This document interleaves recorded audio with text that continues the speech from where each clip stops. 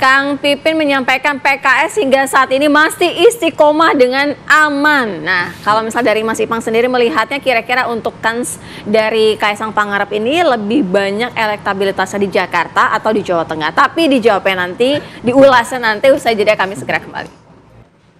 Nah, dinamika politik hingga saat ini masih sangat-sangat cair, tapi bagaimana dengan peluang-peluang yang dilakukan pada saat ini ya untuk koalisi juga. Nah, kalau berbicara mengenai sistematika ataupun hitung-hitungan lah paling tidak Mas Ipang, sejauh ini kans besar dari Kaisang ini kepada Pilkada Jakarta atau Jawa Tengah ya, notabene memang banyak sekali yang sudah mengenalnya.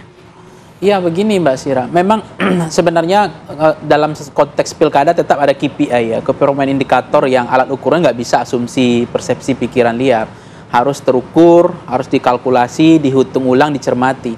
Itulah mengapa saya lihat memang tangan dingin Pak Jokowi ini kan nggak pernah ada rekam jejak kalah ya. Biasanya pasti dia akan main di injury time last minute dan dia ukur semua persoalan ini, apakah Kaisang nanti akan di Jateng atau di DKI. Dan itu tentu beliau sangat detail biasanya, potensi-potensinya, di mana kans paling besar, apakah di Jateng atau di DKI Jakarta.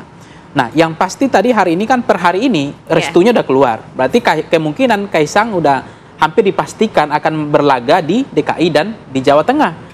Nah, kemudian yang kedua adalah kalau kita mencermati munculnya Babak Alun Kaisang, ini kan sang penantang yang udah saya harapkan memang ada sang penantang Anies.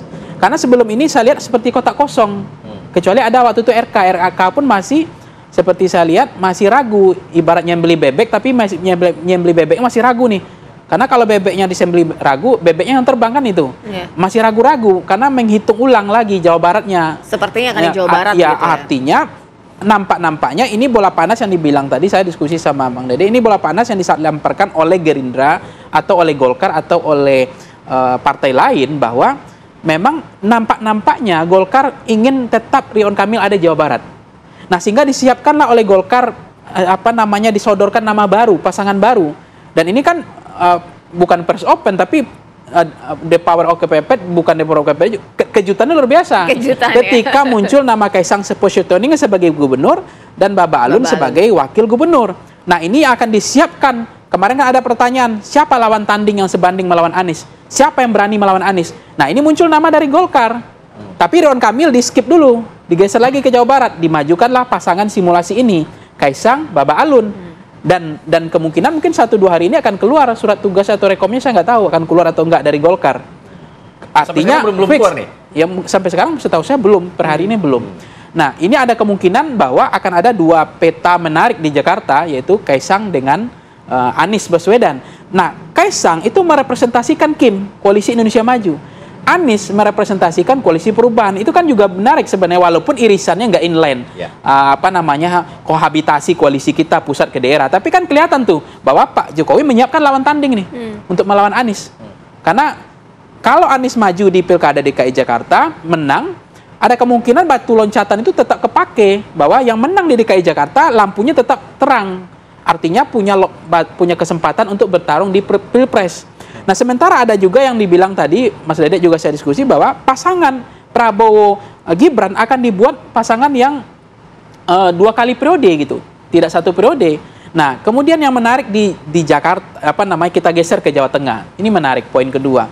Jawa Tengah, nama-nama yang muncul yang kokoh itu kan ada Irjen Lutfi, kemudian ada Tajasin, ada kemudian Sudaryono, ada beberapa nama termasuk Kaisang udah mulai dibicarakan. Jawa Tengah. Nah, ini kan menarik nama-nama ini.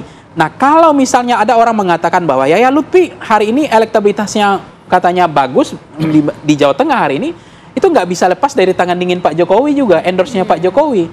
Nah, termasuk tadi Mas Dede juga diskusi saya bahwa PSI sejauh ini mesinnya berjalan untuk Yaya Lutfi, bukan untuk Irjen Lutfi. Sehingga bukan ke Kaisang. Tapi dengan adanya restu hari ini keluar, boleh di Jakarta, boleh di Jawa Tengah, ini artinya PSI juga akan menyusun strategi baru lagi, seperti apa ke depan. Nah, artinya dalam konteks ini, di Jawa Tengah, potensi kansnya juga besar sebenarnya, di DKI Jakarta, dia harus mengkalkulasi dengan Anies. Tapi kalau di Jawa Tengah dianggap mungkin bagi Pak Jokowi ada kemungkinan lapangannya masih datar, karena hanya melawan Lutfi, gitu. Irjen Lutfi. Tapi Ijan Lutfi setahu kita juga orang yang kepercayaan Pak Jokowi, orang yang di-endorse Pak Jokowi dari lama gitu. Oke, nah konfigurasi di Jakarta untuk Kaesang dan juga Babah Alun ini sepertinya sudah semakin serius. Nanti saya ingin coba tanyakan lagi, bagaimana sebenarnya latar belakang konfigurasi ini terjadi. Usai jeda, kita akan bahas itu bersama dengan Mas Uki dan juga narasumber lain. Tetap di sini, Apa Kabar Indonesia Pagi. Baik, saya ingin langsung ke Mas Uki. Mas Uki, konfigurasi Kaesang Babah Alun ini sepertinya lebih serius dibandingkan kemudian konfigurasi Kaesang di Jawa Tengah, entah itu dengan siapa nanti kemudian. Iya, apakah betul. ini menjadi Lebih advance, prioritas dari PSI? Kalau prioritas, kita memprioritaskan di internal dulu ya. Tapi begini, apakah ini lebih advance atau tidak? Jawabannya adalah iya. Gitu ya. Yang pertama-tama tadi saya sudah katakan ya, secara internal PSI DKI Jakarta ini sudah lebih maju ya progresnya ya dibandingkan yang di Jawa Tengah, karena 6 kabupaten kota DPD PSI Jakarta Timur, Barat dan lain-lain itu sudah memberikan rekom ke tingkat provinsi. Sementara di Jawa Tengah belum. Itu yang internal. Ya. Sementara yang eksternal yang sudah artinya di dalam lingkup Koalisi Indonesia Maju ya, yang sudah secara terang-terangan, secara terbuka, baik itu di rapat tertutup maupun rapat terbuka ya, itu adalah Partai Golkar ya, yang dalam hal ini Pak Erlangga pertama kali menyampaikannya itu adalah saat kami berkunjung ya, saat itu ada saya juga, ada Mbak Putkom juga, kami berkunjung ke DPP Partai Golkar, Pak Erlangga mengutarakan niat baik untuk mengusung Mas Kaesang dengan Pak Babah Alun ya, yang kemudian diutarakan pada saat press conference. Nah, ini bisa dikatakan sejauh ini untuk Jakarta niatan dari partai politik lain yang paling serius sejauh ini ya dengan Partai Golkar ini, gitu ya. Artinya pernah ada PAN ya mengusulkan misalnya Pak RK dengan Kaesang, kemudian menjadi Mbak Zita dengan Kaesang, PKB Pak Anies dengan Kaesang dan lain-lain. Tapi yang betul-betul paling serius dan Pak Erlangga cuman menyatakan satu kondisi, apabila Mas Kaesang bersedia. Baik, itu yang paling serius adalah Kaesang dengan Babah Alun. Kalau dari Golkar sendiri, artinya Mbak Putri akan sudah segera disahkan dengan surat atau seperti apa ke depannya? Ya, tentu tadi sepakat sama yang Mas Uki sampaikan, kalau Pak Ketua Umum kami selalu menyampaikan tentu tergantung dengan persediaan dari Mas Kaesang sendiri. Jadi tentu kita masih menunggu keputusan dari Mas Kaesang apakah akan maju di DKI Jakarta ataupun di Jawa Tengah. Karena memang kalau memasangkan beliau dengan Babah Alun ini tentu kami juga sudah mensurvei sendiri secara internal, dan ketika kedua pasangan ini dicalonkan, insya Allah hasilnya akan bagus dan tentu akan kita lihat juga hasil-hasil survei yang nanti akan dipublikasi ke masyarakat secara luas gitu. Kalau untuk surat tugas sendiri, tentu Partai Golkar juga sudah memberikan surat tugas ke berbagai calon di daerah-daerah.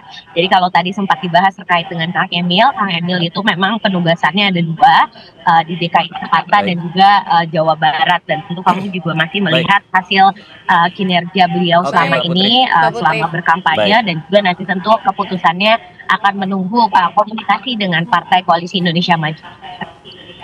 Oke, saya ingin terakhir ke Kang Pipin. Kang Pipin, kalau kita lihat ini sudah diumumkan di awal, tadi kalau kata Bang Ipang, kalau pengumumannya di awal cenderung lebih banyak diganggu. Kalau di Jakarta itu lebih banyak biasanya tradisinya adalah last minute. Apakah ini strategi juga untuk kemudian mengumumkan di awal, tiba-tiba nanti last minute bisa berubah atau bagaimana?